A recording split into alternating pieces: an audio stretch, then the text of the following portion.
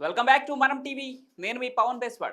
Visakha steel plant ప్రైవేటీకరణకు వ్యతిరేకంగా PCC అధ్యక్షురాలు వైఎస్ షర్మిల నిరవధిక నిరాహార దీక్ష చేపట్టారు. తొలగించిన 2000 మంది కాంట్రాక్టు కార్మికులను తక్షణమే విధుల్లోకి తీసుకోవాలని, ఇతర డిమాండ్లు పరిష్కరించాలని కాంగ్రెస్ పార్టీ తరపున ఉక్కు యాజమాన్యాన్ని షర్మిల డిమాండ్ చేస్తున్నారు. అయితే తమ డిమాండ్లకు ప్రభుత్వం ఒప్పుకునే వరకు వెనక్కు తగ్గే ప్రసక్తే లేదని ఆమె తేల్చి చెప్పారు. స్టీల్ ప్లాంట్ ఎదుట నిరాహార దీక్షతో నిరసన చేపట్టిన షర్మిల కార్మికులకు తన పూర్తి మద్దతును ప్రకటించారు.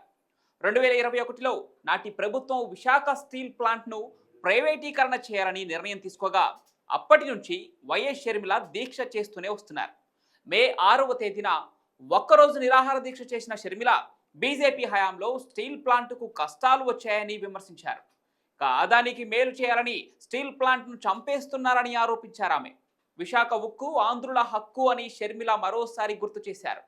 గతంలో కాంగ్రెస్ ప్రభుత్వం ఉన్నప్పుడు 34,000 మంది ఉద్యోగులుంటే కేవలం 11 సంవత్సరాల్లోనే ఆ సంఖ్య 20,000కు వచ్చిందని గుర్తు చేశారు షర్మిల.